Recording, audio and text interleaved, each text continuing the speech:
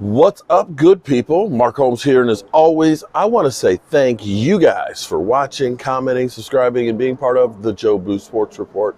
Without you guys, as well as you ladies, you know that this literally does not work. I hope everybody's had a great hump day. I hope you got over the hump, and it's downhill from here. Tomorrow is Thirsty Thursday, the beginning of week 7 of the NFL.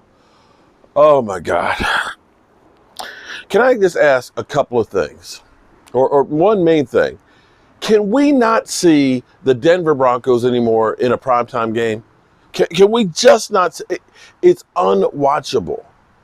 It is literally unwatchable. You know, I'm old enough to remember when people said Dak Prescott couldn't hold Russell Wilson's jockstrap. In fact, you know, something that's kind of funny that I pointed out years ago. I had said that Dak, and I know people will still argue with me right now. I know they will. But if you look at the first 3 years of Dak Prescott's career, along with Russell Wilson's, as far as the statistics goes, they were identical. They were identical. The difference was they had the Legion of Boom, the #1 defense at yardage, at points, and taking away the football.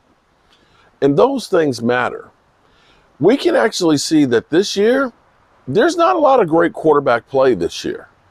The NFL, it's almost like the quarterback situation has gone backwards. We've had a bunch of injuries. Now, I don't know how many Russell Wilson. We're hearing there's a hip problem, okay? You know, and of course, there was the injection for the shoulder, too, last week.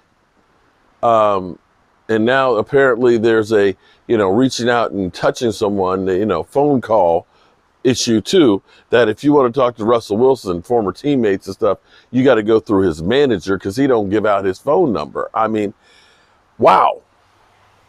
But I'm old enough to remember when people were saying last year, we should trade Dak Prescott and get Russell Wilson because we'll win a Super Bowl. Denver Broncos got a problem right now. Unless Russell Wilson turns it around, they made a huge mistake, a $250 million mistake that will take years to get out of. I mean, I remember when Brock Osweiler went to the Texans and how bad that contract was. Right now, Denver might wish they had Brock Osweiler back because that's how bad Russell Wilson has been. But that's not my problem. I got the Dallas Cowboys. And I'm actually really amazed. Couple things. Well, one thing. You Eagle fans, I know I keep hearing, where's the hat? Where's the hat? Where's the hat? Talk to Lord Brunson. I ordered it Monday night. Today's Wednesday. It says 5 to 7 business days for delivery. So as soon as it comes in, I will pay my debt. I am not a cockroach, okay? I thought for sure that the loss to the Eagles would have been basically the Cowboys are frauds and they were going to kick us back, you know, back to 20 or something on the power rankings and stuff. But in essence, a lot of people are now looking at the Cowboys and thinking that they're actually a really good team and that they could challenge. Now, I did something tonight that was really, really fun, and maybe naming it the way I did may be the problem with it. The funny thing about YouTube is this. Sometimes, and this is what I tell people that first getting started in YouTube, because they'll worry about, you know, I got to have the lighting just right. You know, I've got to have the optics that are perfect, the intro, you know, working on a nice long intro that's got color, it's got pizzazz, it's all this, that, and the other. And sometimes you do all of these things on YouTube to go ahead and do it. And you get it, and you film it, you edit it, you do the sound and everything, and you got it perfect. And nobody watches it. Nobody watches. And you're sitting here like, But everything is good. And the people who do watch it, they say, man, that thing was great. But nobody watches. Then sometimes you put up, it's like, well, I just got to put something up. You put something up that's just garbage.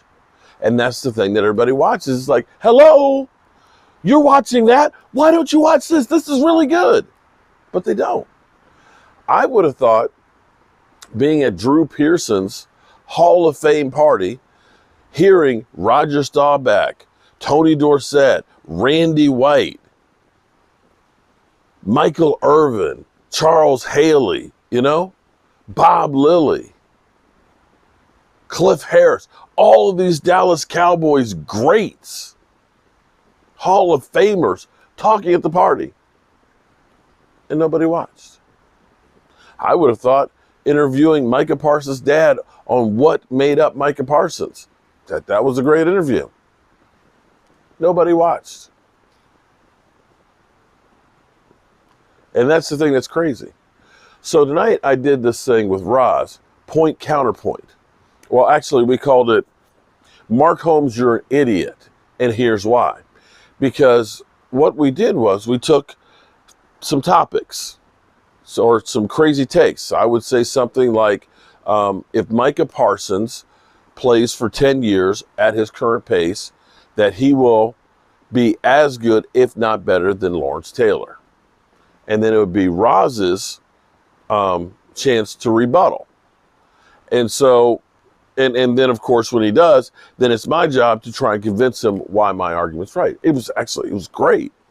But I think because of the name, Mark Holmes, You're an Idiot, that people probably thought it was somebody else doing the video, as in some of those other takes that are out there. So I changed the title of it. We'll see if anybody watches it. But we were talking about the Dallas Cowboys, a couple of different topics. Because one, I said that the Dallas Cowboys offensive line, the biggest problem for the offensive line right now is left guard. And for looking at the Cowboys situation in past years when we've been in the playoffs, is the problems have been, or one of the problems is not being able to run the ball as effectively. And having a great left guard to go with a great left tackle really helps the running game a lot. And when you're doing good things in the running game, your quarterback play is that much better. It's that much better. It really is. It makes a difference. And come playoff time, running the football is key. It's really, really important.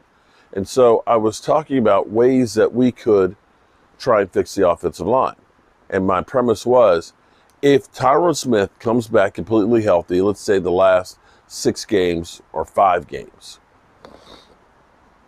and he gets inserted back at his position, even if he's only 90% of what he used to be, you take Tyler Smith and put him at guard, I guarantee you that he is probably 30% better than what you have from Connor McGovern. And that right there would end up making you a better odd favorite to make some noise in the playoffs. But if you watch the video, it's actually really, really good. I think you'd enjoy it. We talked about Mike McCarthy and his situation versus Aaron Rodgers, the impact that Dak Prescott can make on the team as going forward. We said Micah Parsons. And also, too, Jake Ferguson. Could Jake Ferguson be the next Jason Witten for the Dallas Cowboys? That was actually a great argument. And looking at the early numbers, here's the thing. We're trying to project, which is difficult, because when you project, what happens the first couple of years does not make a whole career. I looked at Aldon Smith. Aldon Smith, who had 30 sacks in 27 games. NFL record. At that point, you looked and said, man, this guy is the next, he's going to be a Hall of Famer. But unfortunately, off the field instances ended up killing his career. And he never reached that potential. But for the sake of argument, you look at somebody like Micah Parsons. who seems to have the desire. He didn't just play well his rookie year and kick back on his laurels. He decided, hey, this is good. I want to be better. What can I do to be better? And when you have somebody that's like that, that everybody looks up to and follows, you're in a good position. And with a leader like Quinn, who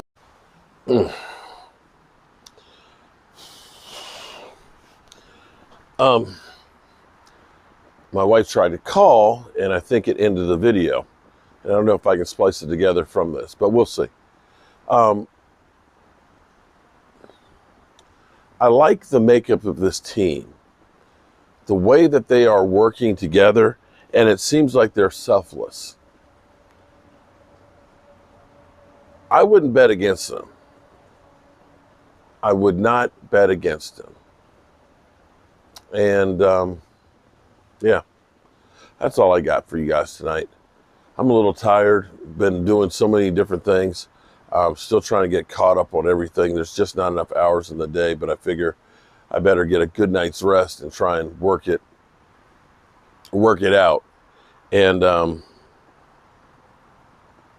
tomorrow's another day, if the good Lord lets me have it.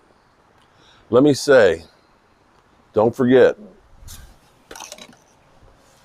no matter what people say about you, no matter what people write about you or do videos about you, believe in yourself and don't let anybody steal your thunder.